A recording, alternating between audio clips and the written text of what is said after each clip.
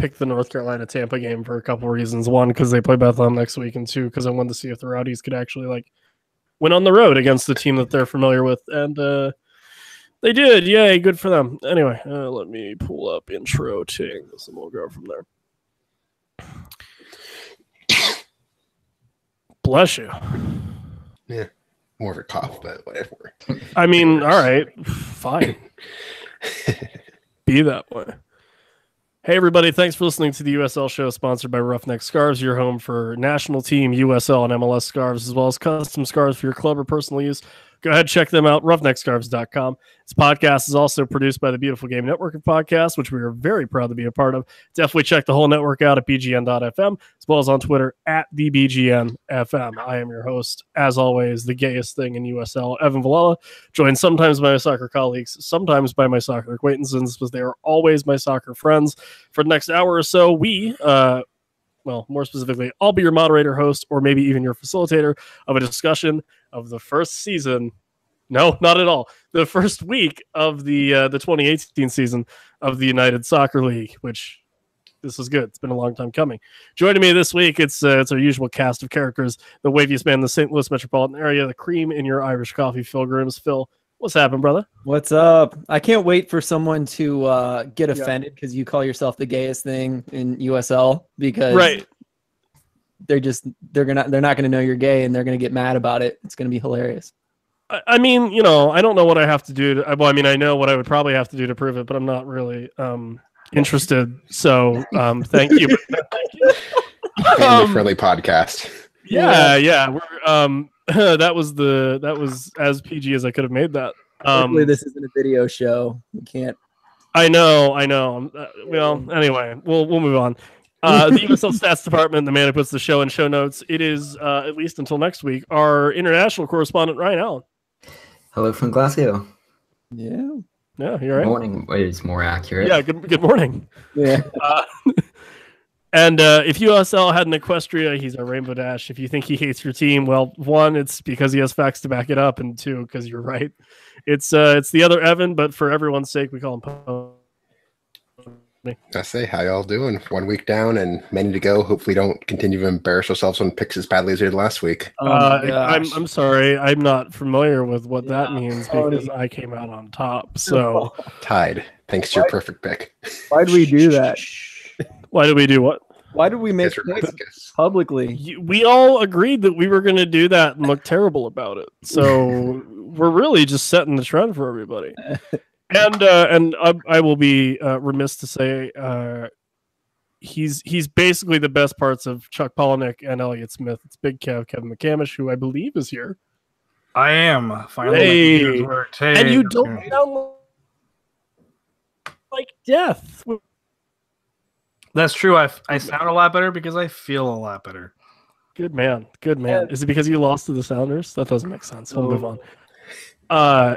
Anyway, guys, as I alluded to earlier, it is not, in fact, the first season of the USL, although it might as well be because, well, it's the first season we've had the podcast. But it's the first week of 2018 wrapped up, and we're here to talk about it. So I guess we'll go kind of actually, where we're going to start here. Rio Grande Valley and St. Louis FC. Phil, you got to kick off the season personally. Yeah. We had the first game, and maybe that was a consolation prize for having to switch conferences for the third time, as we've said more than once on the show. That's all I can think of. But yeah, it was kind of fun to have the first game, in that I didn't have to wait as long as you guys did, and I was really happy about that. I can say I wasn't as happy about how the game kind of started. It was a little bit sloppy at first and boring, and no score in the first half. Neither team looked especially good, I would say. But the second half really improved, especially for St. Louis. You could tell RGV came in with a plan to kind of defend really well, and then they were definitely trying to just kind of counterattack and pick their chances against St. Louis. And it almost worked several times. They very easily could have been up before the half. But St. Louis held out, gave up a goal in the 77th minute, right around there, to RGV, who just kind of not on a fast break. They just had the ball and went around our center back, Sam Fink, and mixed up our defense and got a goal in on a low cross, which they did a great job doing. But then St. Louis came back with a forced corner from Stanley, Aiden Stanley, our 18-year-old, the youngest player on the field, playing left wing back. He forced a corner, and the corner was sent in, and one of our – I put Fall. It's confusing because our two of our midfielders are Wall Fall and Tony Walls, but Fall tried to get it in, and then Tony Walls was able to actually get the ball in on the corner. So that was the exciting parts of the game. To go back to the midfield situation, what you're telling me at some point, perhaps Fall scores the goal with the ball could potentially be a sentence that is uttered at some point. Is there a kid's book in the works about the midfield? Yeah, I think it would be really good. St. Louis needs on this. Or maybe I do. Listen, we're not giving ideas away for free for much longer, but there's one on the house, That's public. So yeah, I mean, I think Ryan had some good stats backed up for this one. Didn't you say you watched this, Ryan? Yeah, I was watching this as the first one, and Guillermo Delgado of RGV got the first shot of the season with Pablo Aguilar at the 77th getting the first goal. But what I took away from this game was that for each team, it was like a tale of two halves. Like if you look in the first half, St. Louis only had one shot and didn't come until it was closer to around the 35th minute, I believe. And then if you look in the second half, they just exploded and got their other 7 shots on the evening.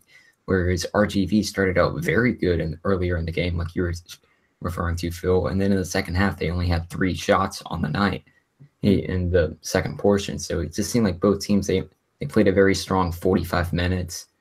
And it just sharing the points that evening was pretty much the most fair result. Yeah, I think so too.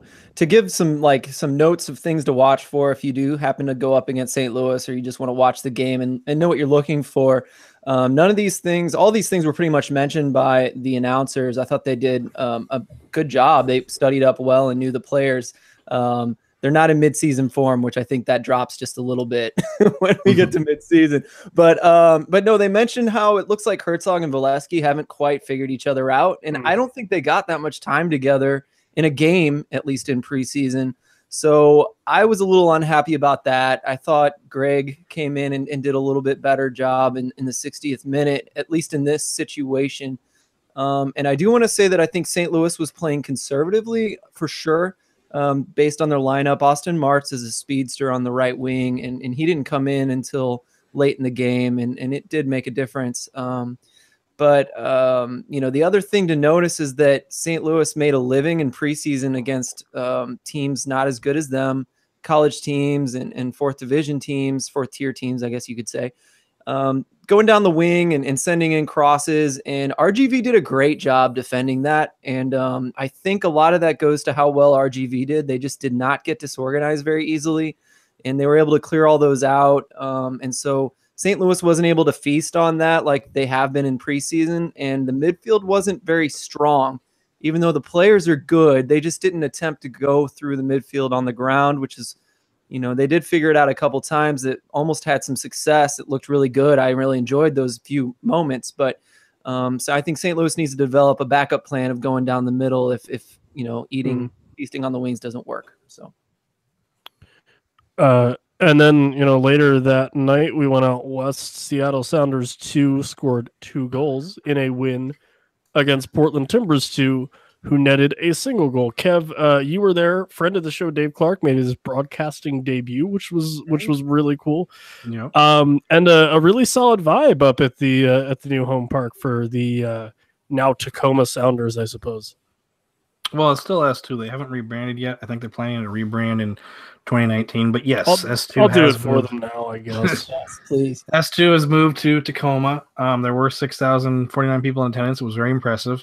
I wasn't there physically, but I did watch the game, watch the whole thing, tweeted it live. You were there in spirit.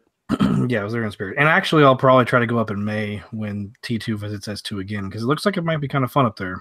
I like what they have going on there a lot better than they had at Starfire, I can tell you that much. And I haven't even been there. Is that closer or further for you? It has to be closer. Closer probably by about 30 minutes, depending on traffic. Nice. Yeah, so... but yeah, I mean, Seattle won. they won basically in a 2 or 3 4-minute window in the end of the first half. That's all it really took them to get the goals they needed to win. But pretty much for the rest of the match, certainly in the first half, the second half was more even, but pretty much from the kickoff to about the 40th minute in the first half, surprisingly enough, it was all T2. It really felt like this team actually knew what they were doing. I was very surprised, and I kept going like, they're really trying to get me to have some hope this season, huh? they're like it's like 18 minutes in, I'm like, they're insisting that I feel good about this, and I'm not sure how to feel. And Portland opened the scoring. They drew first blood, 30th minute. Augustine Williams got the first goal of the season. It went up 1-0, and I felt like, hey, this could actually happen. But unfortunately, now Jimmy Mulligan, who used to play for the Cosmos, played for Gio Savarese, now with T2, was very, very active up on the right side from the defending the box all the way to attacking and putting crosses in. He got the assist. He whipped in the cross that Augustine Williams tapped in an empty net because S2's goalkeeper mysteriously just let it kind of pass through his hands. And then he also gave up the PK. Stone cold PK. No question about that. Easily a PK. Mulligan just came in from behind in the box. It's a foul in the box. That's a penalty. Easy peasy. So Seattle converted that, went up 1-1. And then I don't know. They got a second goal like 2 minutes later, and it was really weird. It was a very nice chip. Through traffic. I was honestly surprised they got in there, but that's all it took in the first half. No goals in the second half, so the game ended 2-1, which surprisingly is exactly what I predicted. And I went with my head and not my heart when I made that prediction, and turned out to be I got the max points for the perfect prediction. But I really felt in the second half, even though it was more like Seattle played a lot better in the second half, I still think T2 was there. They had opportunities.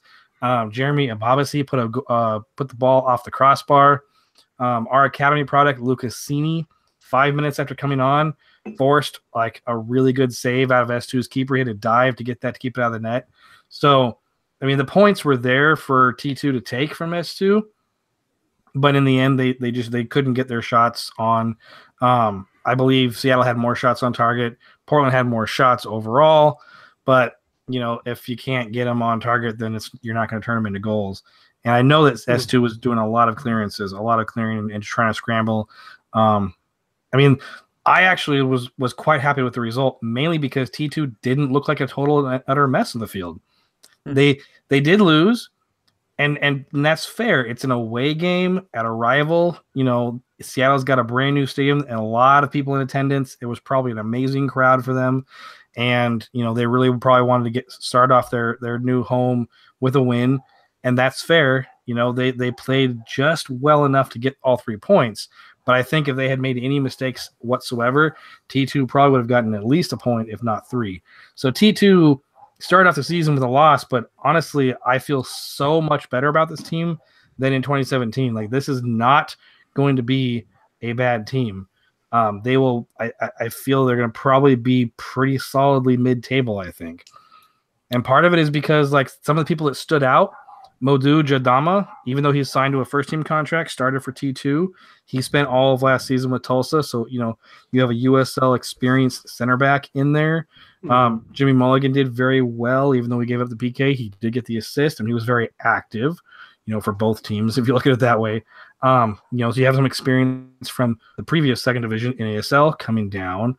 We had Josh Phillips I think he had some from Colorado Springs. So T2 is doing things a little bit differently this year. They have some more like USL experienced players in defense, which I think is going to help them a lot. One of our starting midfielders, Taro Lowe, he ended up having to get subbed off, as a concussion precaution. And we ended up putting academy player Carlos Aguiano on. And the kid did not look out of place. Spent, I think, 60-some-odd minutes out in midfield. Looked like he was right. Looked like he was very comfortable. His passes were very well. He looked really good. I mean, and again, Lucas Cini, another academy product, came out there. put a good shot, had to force a really good save by their keeper. There was very little. There was the only first team loanees were Modou Jadama and Jeremy Ibabasi, because I think rumor has it that Gio Savarese had all the first team players do like a closed door scrimmage, kind of like find out who's going to earn themselves a spot with the first team. Mm-hmm. So there wasn't anybody to loan down. So you strictly had a straight up T2 team that, for punch, held back the Sounders, played better than the Sounders for most of the match. But the scoreline didn't work out. So, do you think Ibobasi is going to play a lot for the Timbers based on that comment, that closed door practice sort of thing? I think so, and because the first team has Sam Armenteros and Fernando Adi, I think Fernando Adi is still going to probably be the starter, or the person they have in mostly like in pencil. They write him in pencil. And Armenteros will be off the bench. So you have your starting and your backup striker pretty much that way. Mm-hmm. With Ibabasi, Augustine Williams, homegrown player Foster Langsdorff, academy product Lucasini. Let's see, who else will be signed? We signed Derrickson Vuelto, who hasn't arrived yet. We have another winger, Marvin Loria. I mean, T2 is going to be absolutely stacked with attacking talent, and I don't even know how they're going to get all those people minutes, especially if we start loaning players down from the first team. So I feel good about T2 this season. I mean, I actually legitimately feel good about it, so we'll see how it goes. Cool.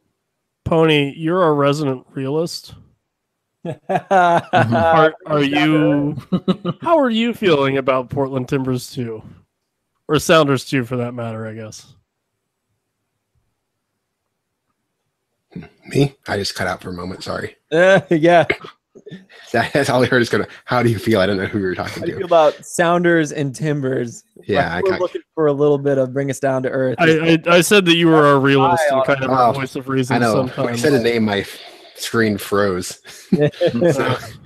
So, I mean, this is definitely points lost for Timbers as opposed to anything else. They should have had a draw here. They were the better team for probably 70 minutes of play out there, but they collapsed for about the last 5 minutes of the first half. Seattle took advantage and was able to keep them shut down. I'm still a little bit hesitant to say any of these teams have playoff potential, but I think they're both, especially Timbers, are better than people think they're going to be. I mean, mid-table sounds like a stretch to me because Seattle's a team that is probably going to be the same area at best, and they should be beating the mid-table teams if you wanted to say they're going to be playoff side. But both teams were surprising for me in a good way. I think that we both had them. I think all of us had them pretty low on our list going into the season. And with what we saw, they look competent. I'd like to see them against high-quality opponents because in a game with two teams that most of us have in the bottom half of the West, you could look good just because your opponent isn't as good either, just trying by comparison. But I wouldn't be surprised if one of these two teams cracks the top 10, really, because there's definitely potential, especially if Portland keeps all their lone players you're talking about, because they were the bright spot on the team. While the defense, I'm still a little bit unsure of. The offense has potential for both Portland and Seattle this year. I feel like our defense is going to be a little bit better since we have defenders with USL experience. But I agree with everything you said. I mean, I think Portland has the potential to get up there, but whether they meet that potential or not is a question that will be the answer probably in the first half of the season. Also, I mean, the defense can't get worse. It was 63 goals allowed last year.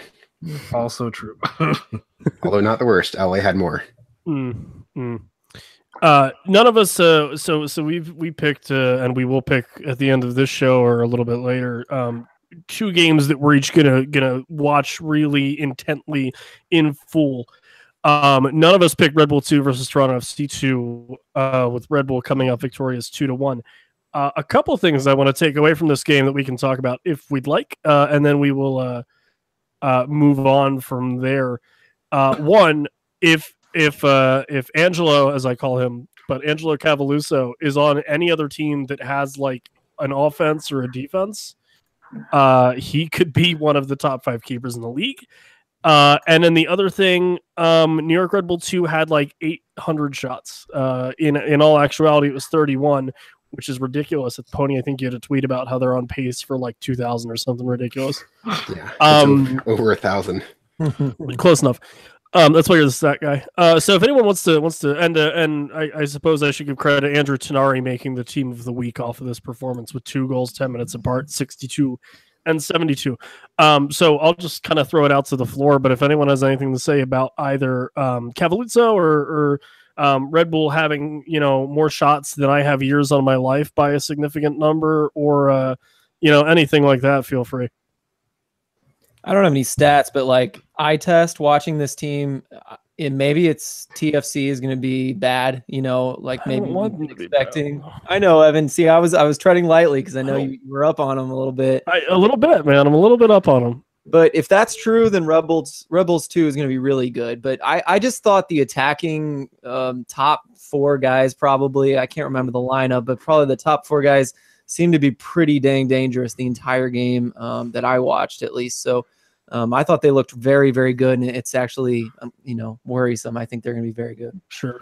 Yeah, you're lucky you're in the West again, right? Exactly. Yeah, I'd say for the first half hour, Toronto was the better team out of the 2. Oh, I mean, I was watching, they looked solid. If I was thinking, wow, they actually went up 1 goal early, I'm thinking they might actually be able to grind out a draw on this.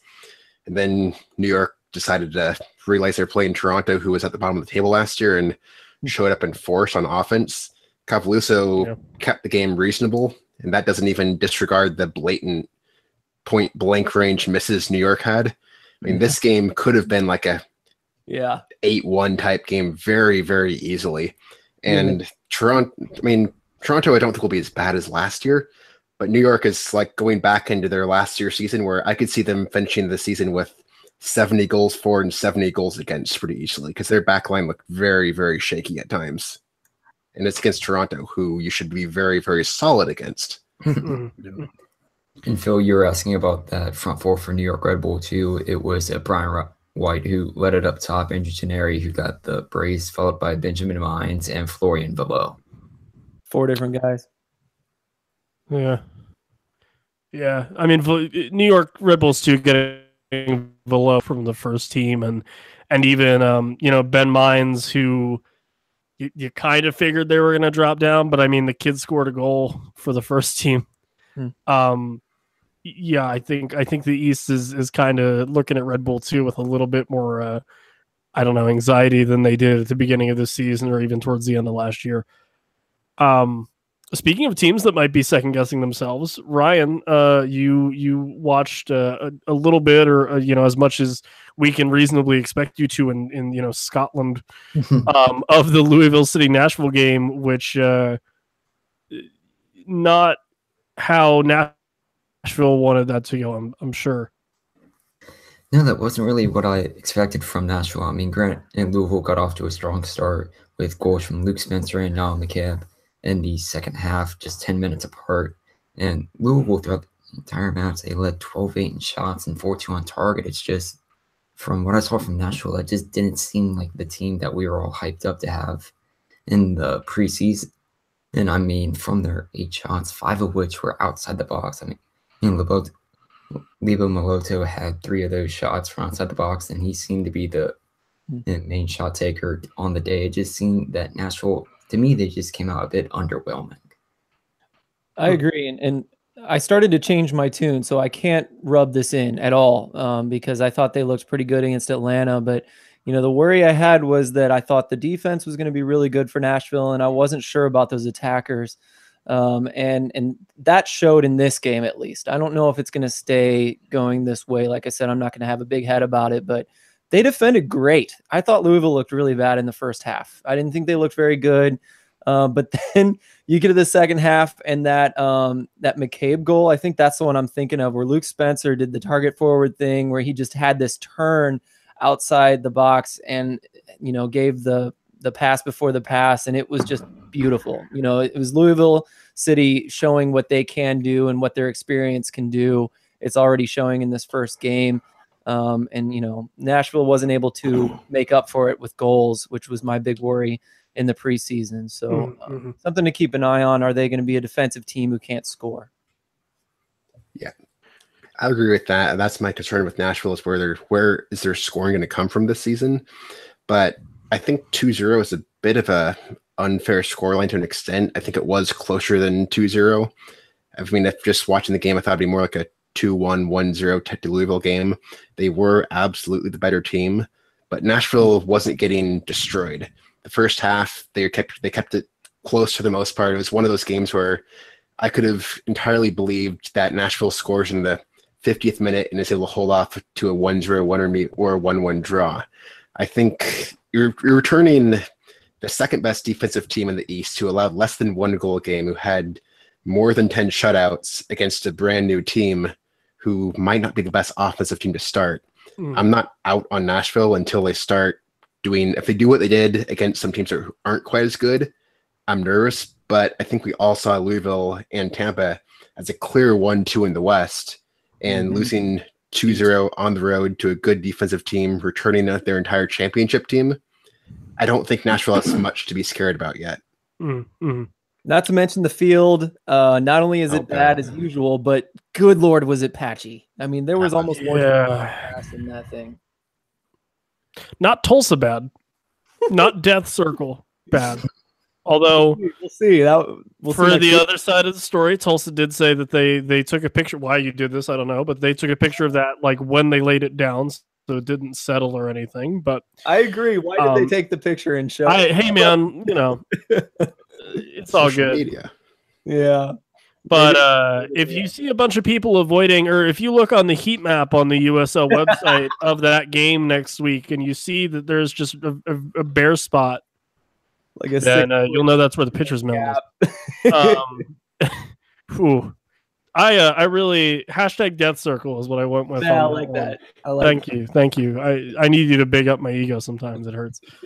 Anyway, then the game after that one, I took North Carolina and Tampa Bay because one, I needed to scout Tampa for next week, and two, I wanted to see what North Carolina had.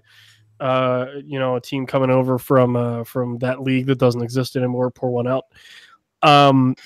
This was a weird game. One of those things where Leo Fernandez opened the scoring for the Rowdies in the 23rd minute, and honestly, that was one of those counterattacks where the Rowdies didn't force a turnover. I think North Carolina just kind of fell asleep.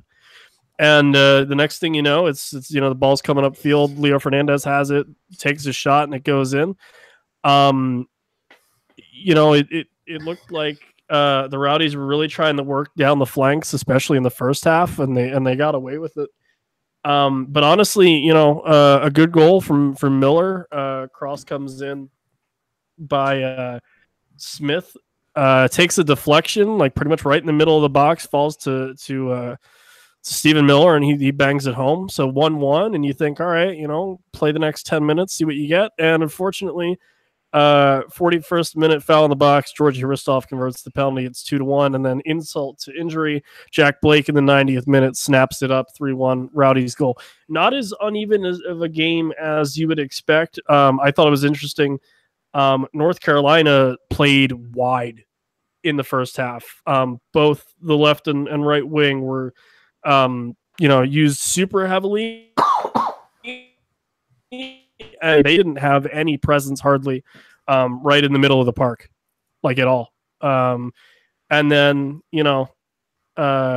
second half, it looked like they adjusted well to Tampa Bay using the wings, but at that point, you're down a goal, you need to find theirs, and they had their chances but couldn't finish them. North Carolina leads in shots 14-11, more shots on target 8-6. But a lot more fouls, and you got to wonder if North Carolina maybe had a little bit of conditioning problems and things like that. So, again, it's really early. I don't want to take away a whole lot from, the first week of the season, because I think that's a little premature. But, Tampa Bay showing why everyone thinks that they're going to, do well, and they get a road win, which is huge for them because they need to know what that feels like. That penalty kick, the call right there was definitely the first I called it on Twitter the first worst call of the season because it was outside the box 100%. Yeah. It was pretty bad. Yeah. They didn't necessarily deserve that, but I do think they were the better team. I also thought, and I'm second guessing myself based on what you said, Evan, but I thought this was maybe the prettiest soccer of the weekend. I thought both teams were really good. Yeah, no, I mean it was a good match. It flowed. It went both ways. It was very end to end, and I'm not saying that it was ugly soccer or anything. It was just interesting. You know, both teams had a game plan. They both kind of complemented each other in a way, and that both teams got to do what I think they're going to want to do to a lot of teams.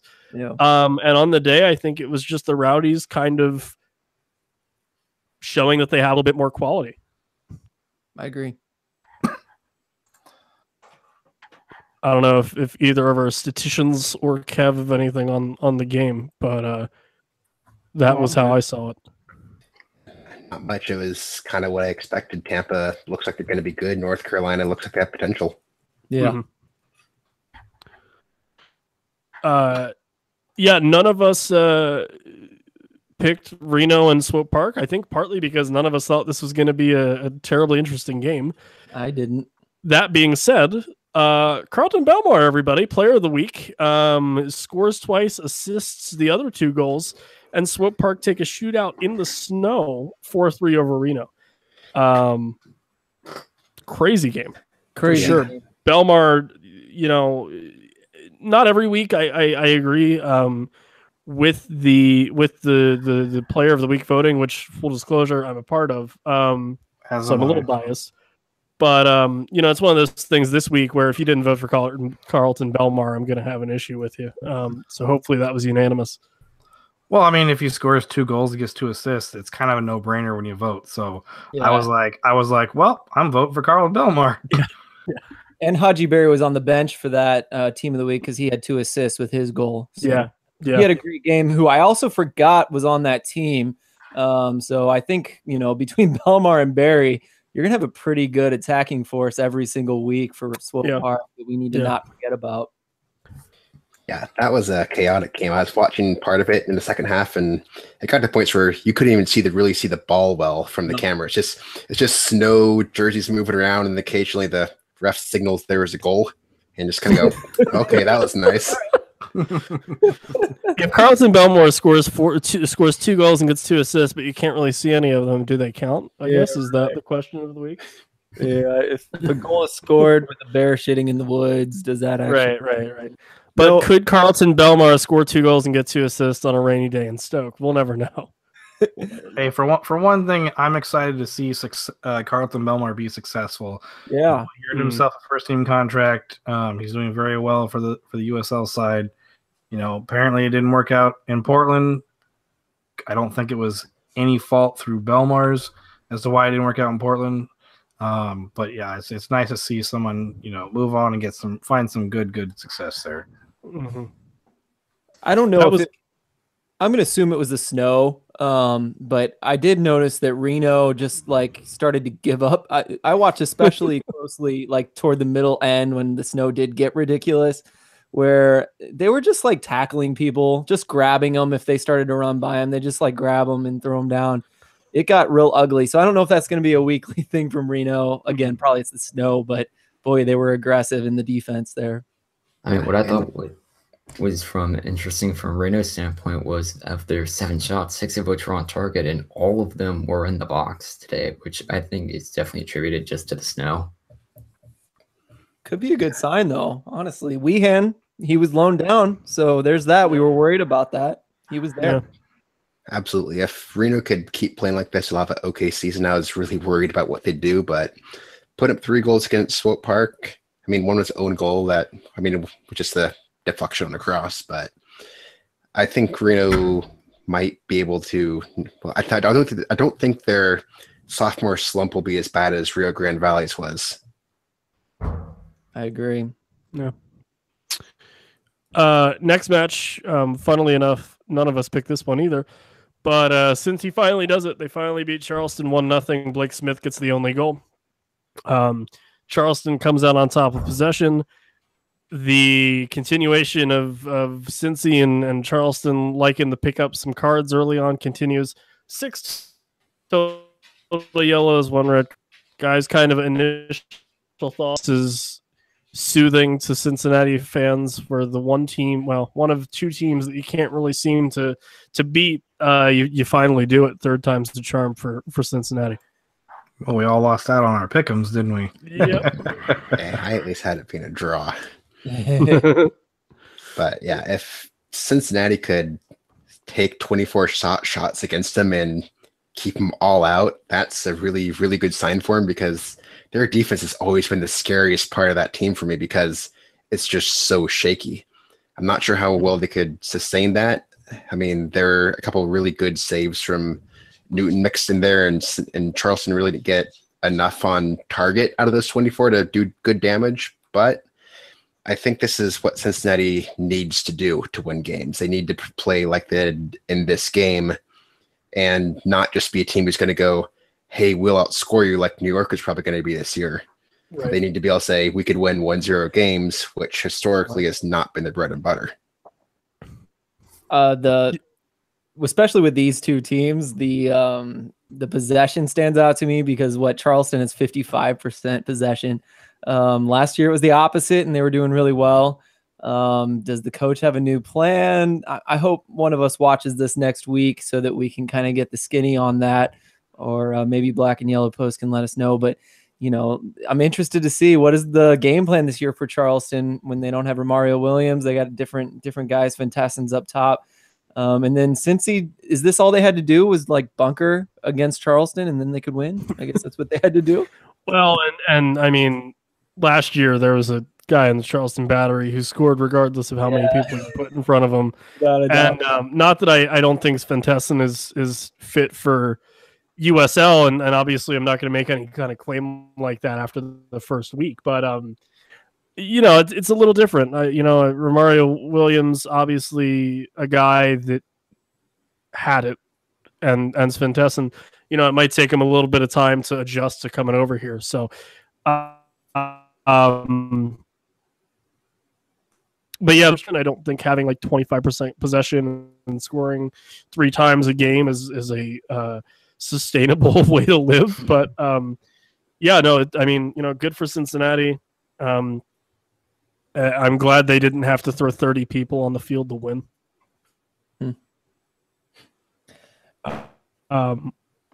And then so we'll talk about it a little bit, but Charlotte Independence moved to joint first. Their second place in alphabetical order in the Eastern Conference with a 4-1 win over the Ottawa Fury. Another one of those weird ones where Ottawa leads in possession by a bunch, but I think a little bit of Charlotte's kind of quality shines through here, and Cordell Cato picks up 2, Jorge Herrera gets a 3rd, and Kyle Porter puts in the 5th, with Sione getting Ottawa's only goal. Was this the shocker of the week? To me, this was more shocking than what happened between Swope and Reno. I think the shock is how many goals were scored. Yeah. Not as much that Charlotte won, but that it was 5 total goals scored. I think overall we had this as our expected lowest scoring game of the week, and ended up being one of the highest scoring games of the week. So us being smart about stuff again comes into play there, but it'll be interesting to see how much Charlotte keeps this up moving forward. I know they scored on more than half of their shots on target, which is pretty rare. I think if you could get a 1/3 of your shots on target in, that's decent. But it'll be interesting to see if they keep it up, because if they could keep this rate of scoring up, they could be a dangerous team.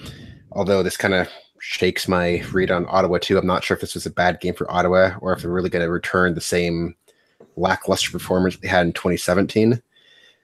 But it'll be interesting to watch both these teams moving forward and see if this is really Charlotte making their stamp on, hey, we're going to be a relevant playoff team again, or if this is Charlotte who's going to be a bubble team beating up one of the worst teams in the East, because I could believe either of them moving forward. Yeah. Ottawa's the only team I kind of stuck my neck out on within the USL, and they're letting me down right now. So we'll see what happens. First week, man. First week. I'm not, not worried yet, but hey, if you guys wanted really and you wanted to watch the Black and Gold Derby this year, the first one, you could have left that for Francis oh boy. Tuhane. Anybody got a there we go. Yeah, Francis Tuhane. Scored in the 6th minute, and then you would have seen a bunch of fouls and a bunch of cards. But other than that, an even game, but a very choppy game. This is a classic energy game, honestly. I mean, I constantly talk about the conference final between Swope and OKC. It was this game, except Energy did a much better job of like taking control and looking better. And obviously they got the goal, but this is just classic, like Tulsa and Oklahoma City, just going at it. This is exactly what I expected, to be honest with you. Yeah. OKC always reminds me, it's kind of like Rochester Rhinos light, where it's not quite as good as the lockdown Lily Ball, but they thrive more on the really solid, strong defense with get a goal or so in and just beat their opponent and just basically force them into submission after going up 1-0 or even maybe getting a second goal in. They're not going to light the scoreboard up. Same great taste, fewer calories kind of thing. I like the it's Lily Light. Yeah. Submission is pretty like dead on because they're not going to let up on defense and they're going to get their chances. And if they score one of them, you're done. Like you might as well just be down for the count. Yeah, I'd be interested to pull up numbers of what percent of games that Oklahoma State scores first they win. 100%. It's probably pretty high. Yeah, we need to look that up. That's good. Kev, you've seen these two teams a little bit. Is this about right for the Black and Gold Derby, or just kind of these two teams in general? Yeah, pretty much. And if you ever wanted a 2-second soundbite of how people feel about these two teams, that's about it. It did get chippy. It got chippy. It was good to see ex-St. Louis FC player Mirkovic. I mean, he went at it just like he always does. He's exactly what I thought he was. So it's a good rivalry to watch. As a neutral, it is a good rivalry to watch. And I agree with you guys. I mean, I think OKC is going to be the Rhino light. But for me personally, I mean, neither OKC Energy or Tulsa excite me enough. Like this game, as far as rivalries go, is not going to be one that I'm going to be like, hey, I'm going to watch that one.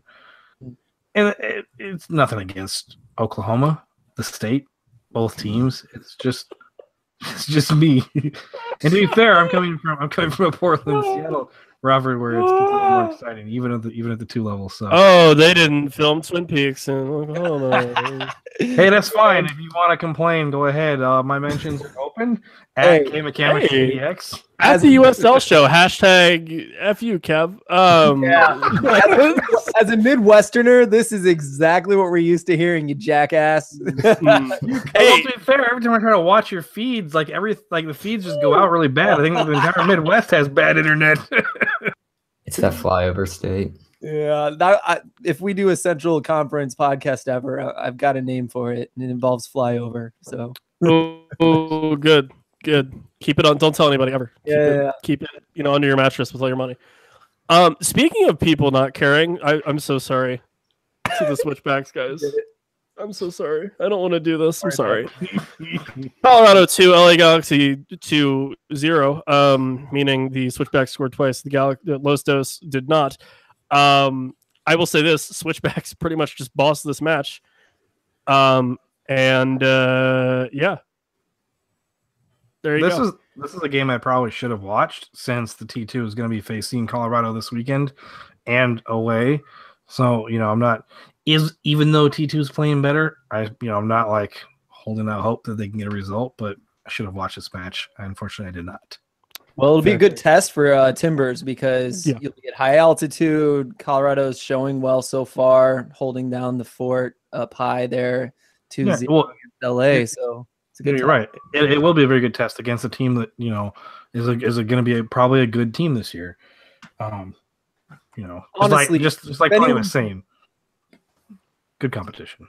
Yeah, exactly. If you can beat Colorado when they're at home, then you should feel good about yourself, honestly. So if you can pull that out, you should feel good about your team. And I might honestly, after next week, maybe I will agree with you about the middle of the table team.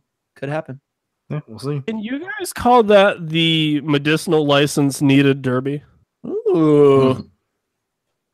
legal in both states. Yeah, But it's legal. Like you don't need a medicinal license. No, you don't even need that. Yeah. You just call it the Mary Jane recreational derby. Then we'll call it the recreational derby. Recreational derby. I love it. And to be fair, Washington week, is now the same way too. Again, I'm gonna eventually have to start charging teams for all this really good marketing advice, but Seriously. there's another one on the house. We're feeling, you know, we can't do giveaways quite yet, but we'll help some teams out with derby names. So recreational derby. I know people from the state of Oklahoma are gonna be pinging me on Twitter like, you must be high, not caring about our derby, blah blah blah. They can. Or you could call it the elevation derby, where both teams, you know, because it's a high thing, and also the walkout song instead of the generic USL one has to be Elevation by U2. I like it. Thank you. Anyway, Anyway, play Los Dos again on September 2nd, so we'll have to remember to tweet that out then. There you go. The first stoppage time goal of the season. The first, I don't know, point saver, Alex Crognale, the former Columbus Crew, getting the 90th minute point saver for Orange County. Solomon Asante getting the 11th minute goal for Phoenix Rising. Again, another one. Nothing crazy going on here. Phoenix pros, but they did not. Orange County beat them in shots. They get a point. Again, let's pour one out for Phoenix and move on to Fresno and Las Vegas because that's more interesting. I watched this game and took a million notes, and it was an interesting game because let me tell you. Hold on, I'm actually please. I took notes on this. Did you, or are you writing them now? And you're just, you know. Yeah, I'm writing them as I talk. I'm thinking, you know, this is just. Didier Drogba is currently IMing you on AOL Instant Messenger. Yeah, he's giving it to me in French, so I'm trying to translate here. But no, listen to this midfield, okay? Aiden Quinn, Christian Duke, Hashimoto, Bjurman, who I know from St. Louis, who also played in OC before St. Louis. That midfield is really, really solid, and it shows in the style they're trying to play. They're trying to play a possession style, and it was beautiful to watch, to be honest with you. I thought they were the more dangerous team throughout the day. Granted, they were at home, which is the big thing to watch. And I think Phoenix was playing perhaps more conservatively, kind of like St. Louis, I hope, for both teams' sake, honestly. Because even though Phoenix scored that first goal, they didn't have a ton of chances. They were just able to capitalize on one of the maybe 5 or 10 chances they had, probably more like 5 or 7. But Orange County had a lot of chances. They just didn't get like really dangerous chances. And the only thing I want to say about that is that OC reminded me a little of St. Louis in that they're trying to play this possession style. Granted, they don't press like crazy like a Preki team does, but they did possess the ball. They're looking for the ball through, and it is harder to score that way. I honestly think it's really hard to score that way in USL. So watch OC. It's a fun game to watch. It's a fun team to watch. I think they're underrated, and I suggest if you're around not doing anything when an OC game is on, I suggest you turn it on and check them out. That midfield is really solid. So I enjoyed watching that game. Would you say it was the top team in Southern California? Yeah, 100%. But I wouldn't put them above 6th place in the West because, again, I think it's too hard to score that way. But it's admirable to do it. Fresno Vegas, obviously kind of a game against two teams that were looking to show the USL what they were about, and I think both clubs did that. I caught a little bit of this one. I know a few people that were there. Rough start for Fresno, but they kind of came into their own in the second half, but it was too late. They got into a shootout, and Las Vegas came out on top. I just want to know what happened to Las Vegas. How'd they actually like? Yeah, is Las Vegas dramatic zoom in actually good now? Who knows? I couldn't believe it. Let's go over to Pony. How did Vegas get good? Pony, how you feeling? That was a surprise game to me. I mean, looking at the shots, they basically scored every chance they got, and they had one of those just kind of like Charlotte, who had the basically ungodly efficiency level in their chances. I'd like to see how much they do that moving forward. I haven't watched this game yet. I kind of want to go back and look at more than just the highlights. But I saw a couple of really good saves by the Vegas keeper. They played a good game, and I think it was a little bit of an outlier given. Yeah, Vegas only had 5 shots on target and scored 3 goals. I don't know if they could keep it like that moving forward. They have a very rough start to the season, so I think very quickly we're going to find out if they really are a good team or not, or if they just got somewhat lucky out the gate, went up a couple goals early, and basically ruined Fresno's game plan. I think none of us had this happening. I think we all had Fresno winning. I think all had Fresno winning by more than 1 goal. Yep. So it'll be interesting because this Vegas team, from the bits I saw, didn't look at all like the Vegas team in the preseason matches. It was like a different. Were they wearing a different jersey? So if they're looking like a different team, were they actually looking like they're a different team, or they still have that white? No, they had the black on. I say their road kit isn't that bad though. Actually, No, it's not. The road kit needs to be the home kit. Honestly, the road kit should be the home and the away kit, and the home kit should be destroyed. I thought their attack looked almost mature. I don't know if it was, like you said, an outlier, and it sounds like it is, honestly. But I just was shocked. I didn't watch much of the game, so put that outlier out there. But I thought they looked good. Yeah, couldn't believe. Really, it'll be interesting to see how that develops for sure. Because I don't know. I don't want to be that, but we'll see. I don't know if Las Vegas can keep that up. If they can, great. If not, then told you so. Onward and upward. Sacramento played San Antonio FC, and the Republic took a 2-1 win. So, good start to Sacramento after a disappointing 17. San Antonio, Mikey Lopez got off to a good start, and they led in shots, which is nice. But if you don't get points, it doesn't mean a whole lot. Yeah, both these teams were not starting their full rosters. There were injuries on both sides. So I think if they met again in the middle of summer, there'd be pretty different lineups. I was pretty surprised by Sacramento getting 2 goals. I know Ibiaga leaving for New York City is going to be a pretty bad hit for San Antonio, but this was a team that allowed multiple goals only 4 times in the entire 2017 season, and they give up 2 right out the gate in 2018. So they need to find a way to square that up if they want to really return to the top, as I think they're still primarily a defensive team and not a team who is going to go out there and score 3 goals and win that way. Sacramento looked decent from what I saw. They're moving the ball a lot better than they did last season. The players seem to be coming together very well.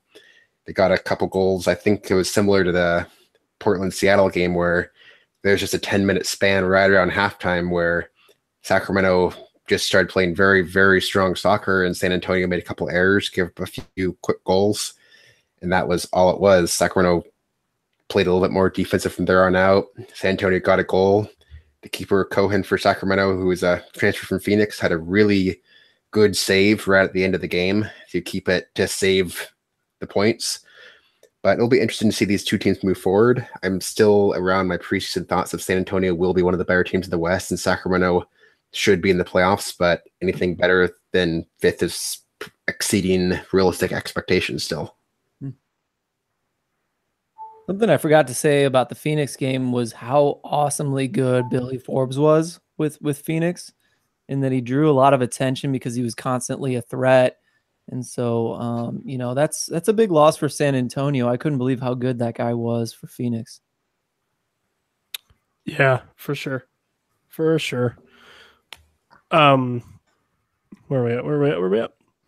And then your final match of the week, and I was there and I was surprised. Bethlehem 4, Richmond 1.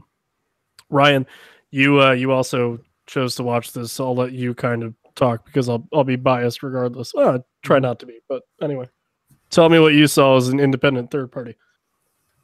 Bethlehem just controlled the game the entire time. I mean, they had 60% possession and with an 18-7 shot advantage, 6-2 in shots on target. And at times, the kickers just looked sloppy. I saw like many giveaways in the middle of the pitch, a few that led to goals. And despite his brace, I'd argue that Eric Ayuk, it was incredibly impactful today. or in the match. I mean, Brandon Allen just came alive in the second half, but if you watched throughout the entire first half, I did wonders for the Bethlehem Steel attack. Yeah. It was funny after the game, so hopefully this is a league-wide thing like I've been told it was.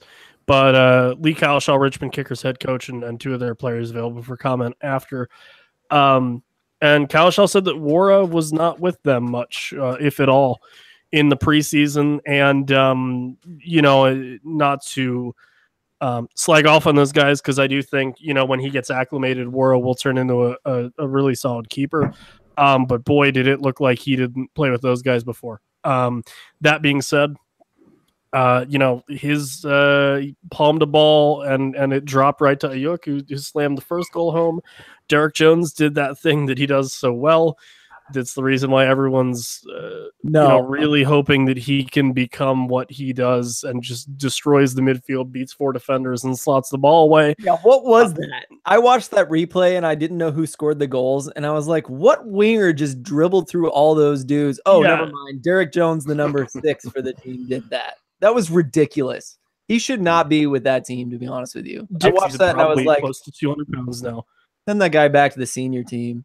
He dribbled through 4 people, and 4 other people watched him dribble through 4 people, and he finished far post against Wara. And then Brandon Allen, again, first goal, Derek Jones bombing run up forward. Wara comes out, wins the ball, doesn't collect it. Allen takes 1 or 2 touches outside of the box, megs the defender, and it sneaks in the goal. And his second goal was ridiculous. He takes it to the end line, has absolutely no angle, finds a way to sneak it, in between Wara, another defender, and the end line, and it falls in the back of the net. And somewhere in between there, Oscar Umar had like my goal of the week, but no one apparently agrees with me, which played a really young back line, and it paid off. They weren't tested a whole lot. No Dane Kelly for the Richmond Kickers, which was interesting. And it'll be interesting to see, if that same 4 is there next week, because they get to play Tampa Bay, and if Bethlehem can keep this momentum going. Because honestly, their road record was not good their home record rather was not good last year. So I feel like we need to talk about this Dane Kelly thing, because it's really the bread and butter of a USL show, to be honest with you, because this is a dude that is so dangerous and so ridiculously dominant in USL, who just cannot make it on the MLS level. And it happens from time to time, but I'm starting to believe that's the case. I had a talk with Hodel, and I can't remember his first name right now, but from San Diego, talking about, he follows Dos Santos, and like he didn't get much playing time even after and before the injury with Swope Park under Dos Santos, who is a good coach who I think we could trust his judgment. So I'm interested, I'm starting to believe that Dan Kelly just can't hack it at the USL level. I would hope. I would really hope. Bethlehem didn't have Aiden Apodaca, who had an injury. Chris Nanko was out with an injury. Drew Skundrich was out with an injury. And Omar Holness, who's out and is about now he'll be about 3 weeks away from playing. But Nanko and Skundrich and Apodaca picked up kind of preseason injuries, just kind of minor things that they didn't want to risk. Brendan Burke after the game said that he could have played Apodaca, but didn't want to risk it. This early in the season. So I'm hoping that Kelly has a knock, which is a terrible thing to say, but that would explain why he wasn't there, just because he would be unavailable. I didn't see anything from Richmond's game notes that said that. I didn't look them over super thoroughly, however. So it's a guy that they're going to want to use, and I think if he plays, that changes the way that team looks a lot.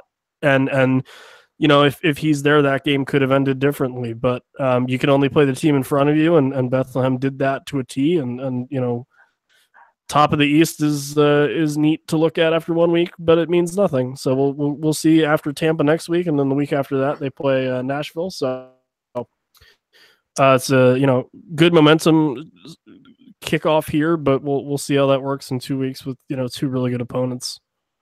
And with Dane, you got to wonder if he got a fair shake too. You know, he's at DC United. He's like the 4th striker in line. So maybe he didn't get a fair shake either. But, you know, let's see if he's dominant in Richmond. If he's dominant in Richmond, I mean, for goodness sake, what more do you want from him? Yeah. And then running down player of the week, I think we've already kind of made it clear that we're all Carlton Belmar this week. But the nominees, Carlton Belmar, obviously 2 goals, 2 assists. Cordell Cato for the Independents, 2 goals for him. Andrew Tenari, 2 goals for Red Bull 2. Matt Thomas, Las Vegas Lights. He scored 70 seconds in, which is the record for the opening goal in a USL Expansion Club's history. And Brandon Allen with his brace as well for Steel against Richmond. Team of the week, Alan Thomas, Belmar, Tenari, Cato, Hines from Seattle Sounders, to Blake from the Rowdies, and then Hunter with the switchbacks. Kynan, I believe is the pronunciation, FC Cincinnati's captain. Paco Craig from Louisville City, and then Phil Chaboy, Finlayson or Finlayson, the goalkeeper. Finlayson, I think, is what everyone's saying at least. Fair enough. I wanted to make him French. I apologize. Yeah, good try. Thank you. And then, guys, some news, and I'm sure we'll talk about this a good bit. USL, future move to ESPN Plus. Obviously, I see both sides of the argument here, but I think it's a net positive. If they're making any money off of this, that's huge. Yeah.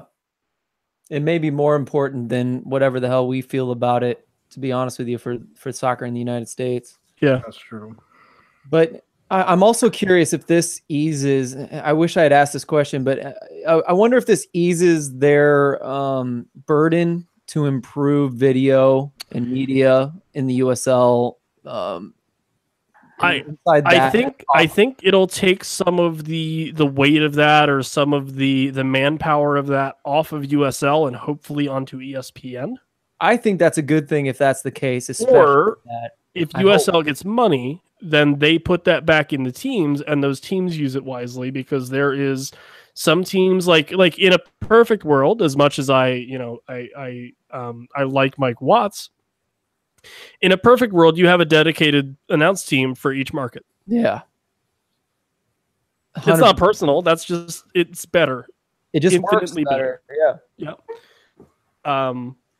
Yeah. I don't know, but that's my flip of the coin. Obviously, people that aren't going to like this might point to the USL and MLS being in bed together, but those are people that you weren't going to win over in the first place. So yeah, it's a mute point, I think.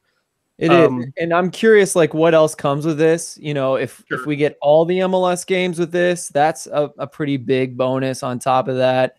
Maybe not for some of you USL hardcore guys, which I feel you there, but.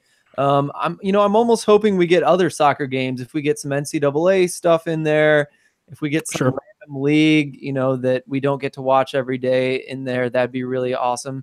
No one carries Bundesliga 2 right now, and it destroys me, because I would love to watch. Yeah, I mean, if anyone's gonna get that though, it's Fox, just because they have Bundesliga itself. So I feel you there, but if we get another foreign league in there on top of MLS and USL.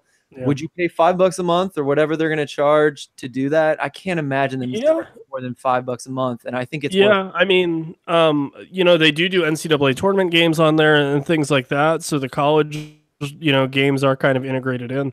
Anyone else have any thoughts? I love that Phil and I are into this so much, but I don't mean to hoard the conversation. Phil, for suggesting of another league, put in the Chinese Super League. Yeah, that's not a bad idea either. I'll take the Scottish Premier Football League. Hey. No, I've seen 10 matches since I've been here, so I've been enjoying yeah, they should do that, or like maybe just Celtic and Rangers, and everyone else is kind of collateral. I mean, what would you give to watch every single Dutch game or every single Belgian game? Even like Liga MX, throw some of that in there. I mean, I think those rights are taken, but man, there's so many leagues around the world that I would love to watch. Japan, Korea, even. Sure. Australia, yeah, that'd be fun. Delbo. That's right. We can watch Delbo every week. And then Philly guy. rumors of FC Cincinnati being announced as the next MLS expansion side. He had a couple tweets that said that he had a source or two that were telling him it's going to happen, and now they're saying it's a little bit here because it might not be figured out.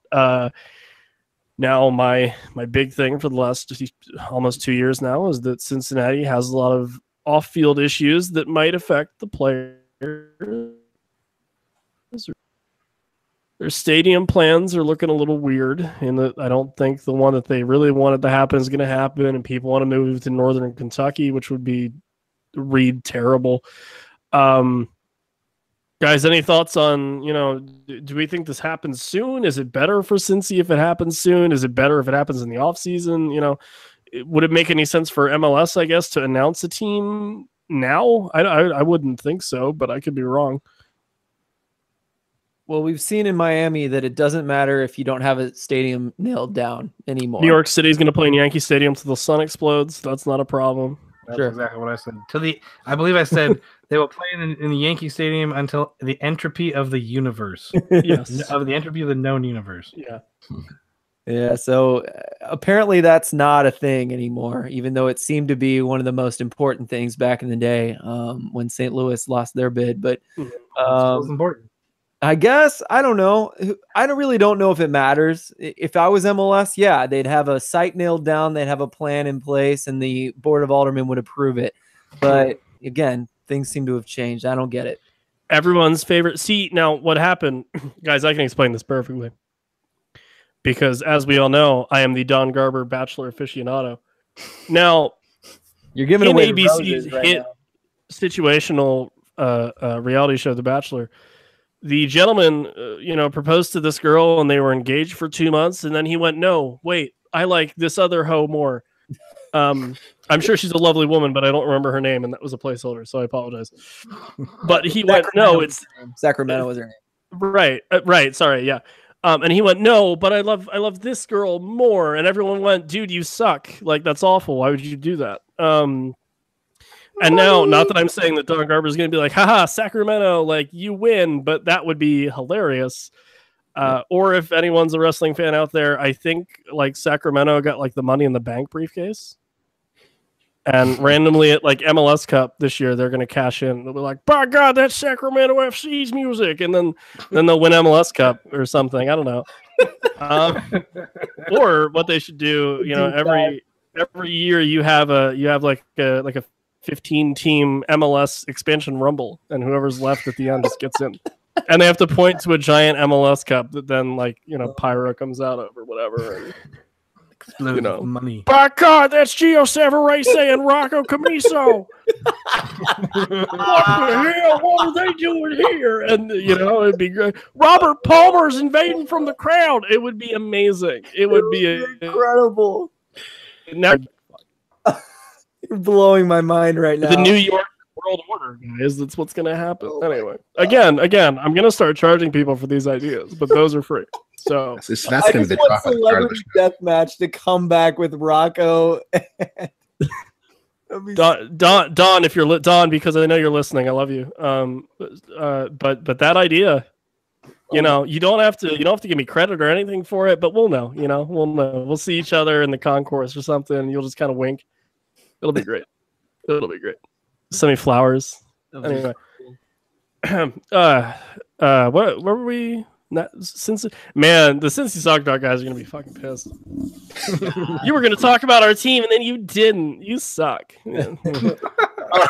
That's how they talk, by the way. I've heard them all collectively. Anyway, we're getting. Excuse me. Now it's time for our last segment, the mailbag mail. Casey J at J_Casey. See what she did there? He or she did there. At the USL show, do you think having affiliated in two sides help or hurts USL being a credible second division in the US soccer structure? Hashtag Ask USL show. By the way, if you guys want to ask us a question, please use that hashtag. It makes it so much easier for me to find you. Or DMs. DMs work just as well. So guys, affiliate in two sides, does that help USL in terms of credibility? I feel like we should take a vote. How many of us? 1, 2, 3, 4, 5. I'm biased. I think Kev's biased. I think we're all a little biased, really. But I don't really know how I feel. No? If you ask, okay, so here's the thing. If you had asked me this question in 2017, my response would have been, no, it hinders it. Here's the best example: Timbers 2, or Toronto 2 in the East. Now this season I feel differently, and I don't know if that's because T2 are not bad, or if some of their player acquisitions that make it seem like they're taking the league a little bit more seriously this year. So maybe it kind of depends on year to year. I don't really know, but does it truly hinder the league? Probably not. Does it truly help the league? I mean, there's a bunch of teams. Right. And to be fair, some of the T2 teams are really good, like Real Monarchs, New York Red Bulls 2. Swope Park. You can get a lot of these affiliate teams that take the league seriously, produce good quality, and are just and put out a good product on the field. So I think that the affiliate teams, the 2 teams that don't do that, are fewer and farther between, and will probably continue to get fewer and farther in between. I mean, I'm more of kind of yes, no, but I guess maybe leaning towards a little bit like, yeah, it kind of helps. At least certainly does not hinder. Maybe helps a little bit, but definitely does not hinder, I don't think. I agree with that, Kevin. And I think, as Evan said, we're all very biased, and I am very much so, even though I'm affiliated obviously with an independent team, but I think what you said makes sense. Do they care, and do they care enough to stay in the league? I would say if you're scrambling to find a stadium right now, you don't care enough. And honestly, I could care less if you leave. What Swope Park Rangers is doing this year is an abomination. It's absolutely ridiculous to go to a high school stadium, not allow people to drink beer. Who knows if they have dressing rooms. This is 3-4 years ago, USL, you're trying to pull on us right now. And you've had plenty of warning to go find some other place or upgrade your stadium, and you haven't even tried. And now you're scrambling and you're in a high school stadium. That's embarrassing. And it's Division II soccer in the United States, and we're trying to do something good here in the USL, and you're not even trying. Okay. So Peter Vermees, shame on you right now, because you're letting us all down. And I think all those teams need to either step it up next year or the year after that, or get the hell out of the league. I don't like it. And I'm worked up right now because obviously they built this like U.S. soccer training ground. They can build this U.S. soccer training ground, but they can't afford to give the Swope Park Rangers a decent place to play with beer and 5,000 seats, even if they're bleachers or whatever the hell you want to put in there. It just makes no sense to me that they haven't even tried. And someone needs to put the pressure on them to either step it up or just drop down to Division 3. Apparently they want to stay in Division 2, and it makes no sense to me that they want that while not even trying. So someone tell Swope Park to get their crap together, including perhaps Sounders, perhaps T2 if you guys aren't trying. Bethlehem. Yeah, we're trying this year. So I just all you have to do is try, put on a good game day experience, have a support group out there, and get at least 2,000 people to your stadium every week, and you're good. At least our visitors don't have to change in junior hall. I agree with you. Wait, you mean a junior prom? I'm sorry, what? Well, I assume the home side of Swope Park gets senior hall to change in, right? Right, yeah. Where all the you get the dinners and you wear red on Spirit Week or whatever. It's been 20 years since I've been in high school, so I don't know if they still have like. Hey man, it's only been like 4 since I graduated, and I don't. 1998 I was in high school. Born in 1998. Damn! What? Dang. Look at this. I'm only 30. Feel old. I'm turning 36 this year. Is it 2018? Kev, do you want us to edit that out? We can edit that out for you, so no one actually I don't knows. care if I'm the old person. Okay.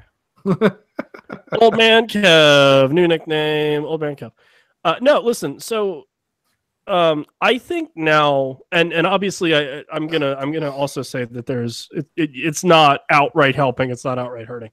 What you have now, the teams that are left, and honestly, you can leave the league. The Rhinos left. That was weird. Anyway, what you have now out of the 2 teams and the affiliate sides are the ones that get it. I think Bethlehem's been really smart in how they brought players. Again, biased. That's the team I'm closest to. No, I It's the agree team with I you. know the best. But I mean, you've seen that. Timbers too went out and got better guys. Sounders too went out, got better guys. Obviously, they're a good team on the field. The field they play in, not great. They're a good team when they're on it. Red Bull too. Obviously, they've won a cup. So, even Fresno and Vancouver, those two are acknowledging each other, and they know that exists. New York picked up a guy from San Antonio, which they finally figured out what they kind of.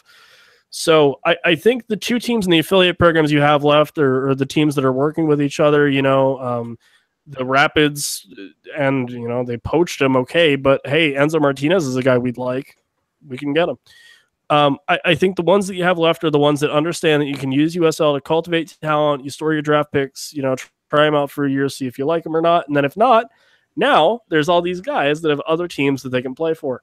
Brendan Aubrey, a good example. Hugh Roberts, a guy that moved from Richmond to Bethlehem to Pittsburgh. Ben Zemansky moved from the Timbers to the Riverhounds. Yeah. A lot of those NASL guys, okay, still don't have jobs, but the ones that did, USL. So it's helping in that there's more teams. The USL younger. I think the affiliate teams and the two teams that you have are the ones that understand what they're doing and why this exists and are using it to their advantage. I understand it's a little hard for me to be empathetic really towards people that are like, oh, two teams shouldn't be there because who's won the last couple of MLS Cups or USL Cups rather. MLS Cup. Yes, with USL teams. No, the last couple of USL Cups have been two teams or affiliates. But at the same time, I understand seeing a 2 next to a team name isn't awesome. So there you go. Should we put B next to him, like Barcelona B, who play in La Liga too? Yep. That's what I was gonna say though. Is like, would you rather watch? I don't know. Maybe it's a stupid question, actually. Yeah, it's a good question actually, because would you rather watch Barcelona B with 500 people there or 1,000 people there, or would you rather watch a worse team with 5,000 to 7,000 people? I think we should put that on Twitter, perhaps, because I think it would go both ways, actually. Yeah. Barcelona B averaged around 3,000 in attendance through this season. Yeah. Isn't that kind of pathetic for the talent on that team? Yeah. Last question. Friend of the show, Mike Pendleton, graphic design hounder, I think is what we all best know him for. At Fat7 Deuce, it's a PHAT. The number 7 and then Deuce DUCE. On Twitter, hashtag AskUSL Show. If you could make one change to the league that would make it even more raise your game of your trademark, what would it be? Well, Mike, I already answered. I think we should have a USL Rumble. Winner gets $250,000 towards a stadium or renovations of their choosing, or they can also choose one like former MLS player. So if Phoenix win, they can pick Kobe Jones or Heath Pierce or I don't know, Steve Zakuwane is still around, or maybe even Zach Pfeffer, or who else is out there that's really. I'm trying to scrape the bottom of the barrel if we're not getting my bid. No, that's about all I got. Or what it is, USL Rumble, the winner gets the rights to the Columbus Crew. And you can do whatever you want with them. Gosh. No one will. The Huns worked it into the Do you have any raise your game your trademark ideas?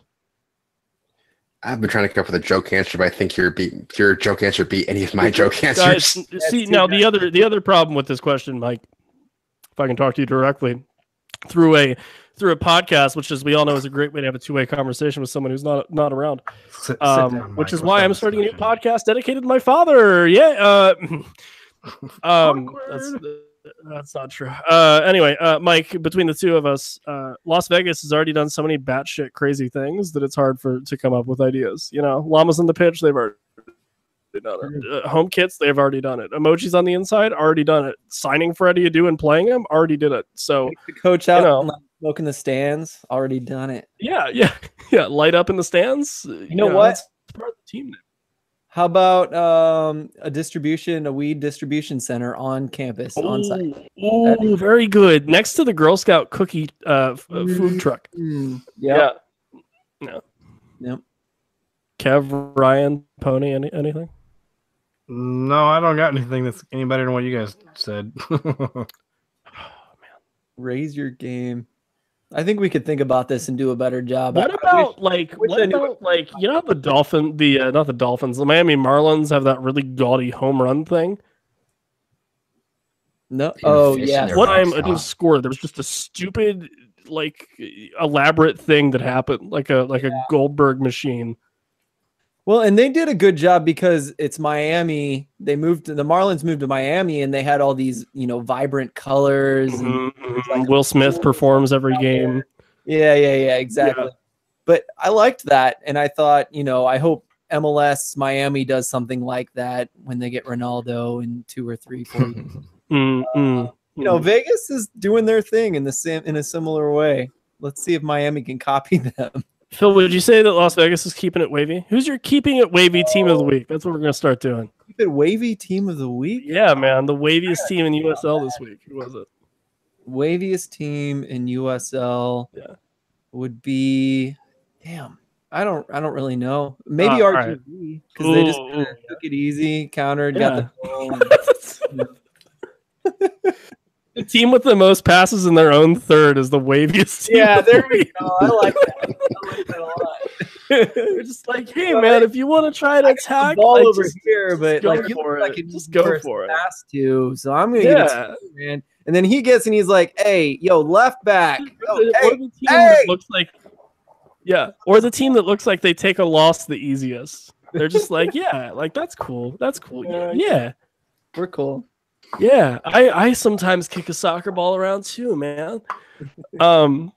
Anyway, we should really get out of here because it's just going to Sorry. devolve We're even just further. wasting So, time. It is So- developing a little bit, yeah. yeah. Follow us at the USL Show, or you can follow us all individually. Let's see here. I am at Villela BSFC. That's V as in Victor, ILLELLA BSFC. Posted a decently good picture of me and the boyfriend at a Love Simon movie screening. It's just the thing that happened. Follow Pony at Iron Pony Chef on Twitter. It's a joke. We don't even know it, so that's great.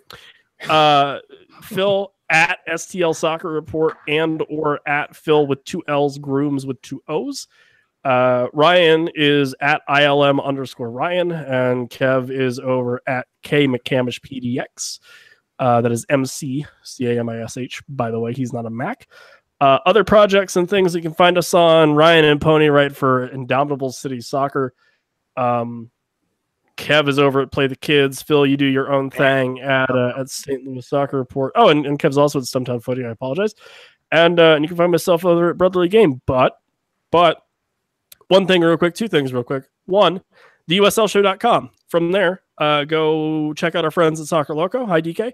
Or you can also check out our friends at Patreon. It's our Patreon, patreon.com/DUSL show. Again, totally optional, but if you find anything that we say moderately interesting, funny, and or otherwise, and you feel like you would want to, financially support us, feel free. And then, check out the rest of the network for sure. At BGNFM, things like that. Also, feel free to subscribe to us on Stitcher, iTunes, Google Play, all that fun stuff. And send us any Twitter questions, inquiries, comments, or criticisms. Until next week, guys, we'll talk to you later. Take care. Cool. Cool. Yeah. That was a little intense.